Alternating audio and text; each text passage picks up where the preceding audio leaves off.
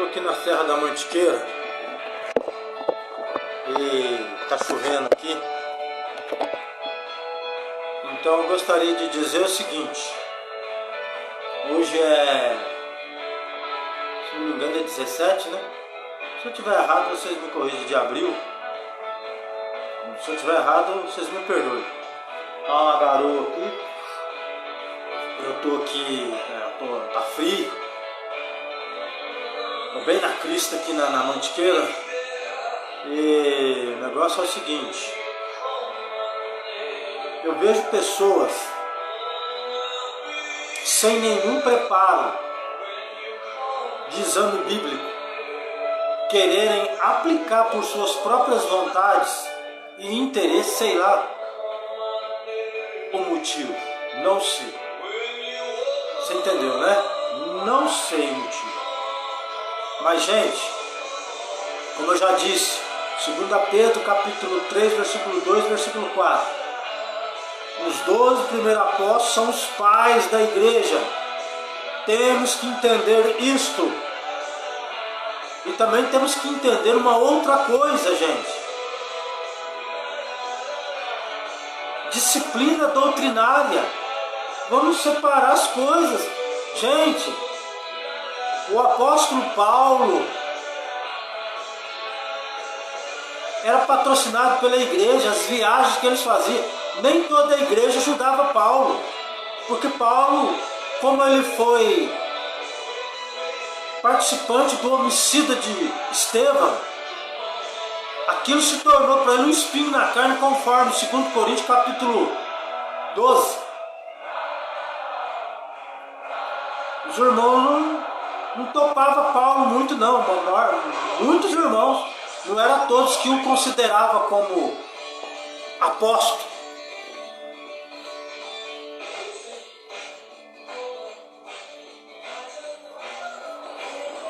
Entendeu? Não eram todos que o consideravam apóstolo. Se você for ler as cartas, você vê que ele reclama: eu não sou apóstolo para muitos. Você lê ali 1 Coríntios capítulo 15 ali que você vai ver. Então, conforme Atos capítulo 9, versículo 14 a 18, Deus disse para Ananias: eu vou mostrar o quanto ele deve sofrer pelo meu nome. Paulo tinha um espinho na carne. O seu passado era um passado de que as pessoas apontavam o dedo para ele. Olha lá o assassino, matou um irmão, o Estevão, tá vendo? Então ele pagou um preço muito caro ao apóstolo Paulo, embora ele se converteu tudo, mas a história fala. Então o que eu quero dizer para vocês é o seguinte: vamos separar, gente, disciplina doutrinária. O que é disciplina doutrinária? É olhar para os 12 apóstolos. O que Jesus passou para eles nos 40 dias que eles estavam na terra. Jesus ficou na terra 40 dias antes de subir ao Pai, depois da sua ressurreição. Ele ficou 40 dias na terra. Tá?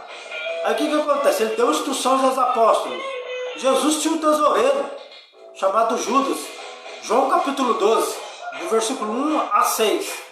Em João capítulo 13, versículo 29, ele trazia a bolsa onde se colocavam as ofertas. E Lucas capítulo 8, 3, Jesus era servido pela igreja. E Marcos capítulo 3, Marcos capítulo 6, Mateus capítulo 10, Lucas capítulo 6, Lucas capítulo 9, Lucas capítulo 10, fala aquele que prega, fala da dignidade daquele que prega acerca do seu salário. Nós temos que entender isso. O que Paulo pregava, Paulo nunca falou contra cooperar na igreja com bens financeiros. Nunca falou. Ele falava contra abuso e ganância. E Jesus também falava contra o quê? A avareza. O tempo todo, o Evangelho de Jesus Cristo, o tempo todo ele fala contra a avareza.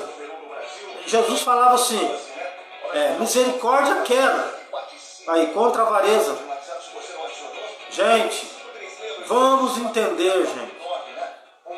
Vamos olhar para o ensinamento da doutrina dos apóstolos, por favor. Examine a Bíblia, leia, gente. Desprenda-se do jugo do mundo, do jugo de líderes.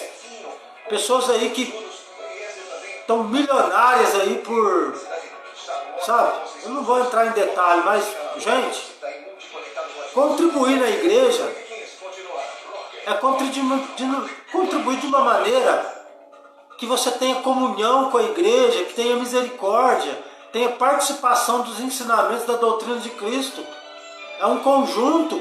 Se você ler Mateus 6, se você ler Lucas 6, se você ler Mateus capítulo 25, tive fome, me deste que comer, tive sede, estive preso, lê lá para você ver. Se você ler Lucas capítulo 3, versículo 10 a 14, repartir com o seu próximo, João Batista falando. Se você ler Tiago capítulo 2, versículo 14 a 18, né, você ajudando o próximo. Se você ler 1 João capítulo 3, versículo 15 a 18, você vai ver, né, não é só de palavra, mas de ação. Se você ler Romanos capítulo 12,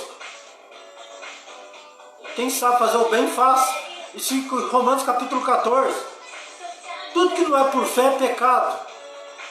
Então, gente, nós temos que entender o seguinte: a disciplina doutrinária não tem nada a ver com dízimos. Dízimo é passado.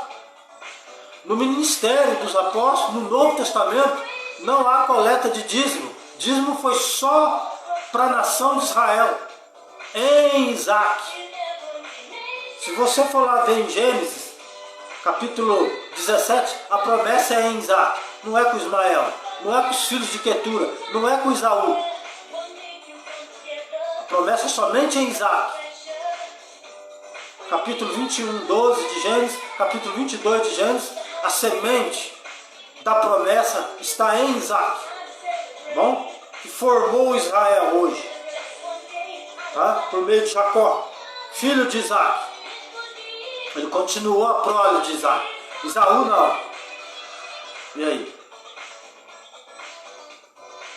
Isaú recebeu ordem para pagar dízimo? Não. Ismael recebeu ordem para pagar dízimo? Não. Os que estavam no lombo de Abraão que pagaram o dízimo, isto é, em Isaac, a descendência dele, não foi nem os patriarcas que pagaram, foi os filhos dos patriarcas. Na lei de Moisés, no Monte Horebe, ali foi dadas as leis que eles deviam praticar e a posse da terra, quando eles tomassem a posse da terra. Tá? Ali foi dadas as leis e a segunda história, por ordem cronológica, você vai entender. Então é isso, gente. Nós estamos na terra. Na terra você paga, Jesus pagou na terra imposto. Jesus comprava pães na terra. Lê Mateus capítulo 14 e lê João capítulo 6. Compre pão para nós. Ainda que Jesus não comprava, mas seus apóstolos compravam.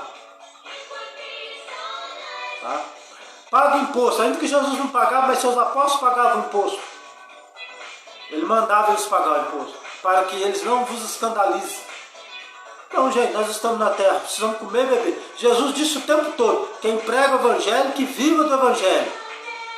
1 Coríntios capítulo 9, versículo 1 a 14. E Mateus capítulo 10, tá? Digno é o obreiro de salário. E Lucas capítulo 9, Lucas capítulo 6, Lucas capítulo 10, Marcos capítulo 6, Marcos capítulo 3, bom? E Lucas capítulo 22 e 35, tá? Não leveis bolsa, porque Deus, como que Deus provia as alimentação para os apóstolos? Nas casas que eles entravam, eles comiam, bebiam, tá? Era o salário deles, era o quê? Era tudo, eles comiam, bebiam, até mesmo oferta, se alguém da casa desse, em dinheiro eles pegavam. Tá? Mas isso era o que? Ganância? Não. Para o ministério. Abuso? Não. Paulo falou contra abuso e contra ganância. E Jesus falou contra a avareza. Então, mais claro que isso. Agora, falar que, imagina, eu estou num determinado lugar, alugado, onde a igreja se reúne. Nós pagamos um aluguel, ninguém vai ajudar a pagar? É justo? Não. Tem água, ele vai usar o banheiro, ele vai beber água. Tá? É justo que ele ajude. Ele está ajudando a obra a ir para frente. Aí Deus o recompensará. Oh, glória, vamos acordar. Tá? Aí nós vamos ler aí, Bíblia para isso. Gálatas, capítulo 6, versículo 6. 1 Coríntios capítulo 9, versículo 1 a 14. 1 Timóteo capítulo 5, versículo 17 e 18 em diante. E 2 Coríntios capítulo 2, 6. Tá? É isso, gente. Vamos acordar. Entendeu? É isso que eu estou querendo dizer. Vamos pregar a verdade. Nós estamos na terra, guarda isso. Na terra se compra, se paga, se vende. Vivemos num mundo, tá?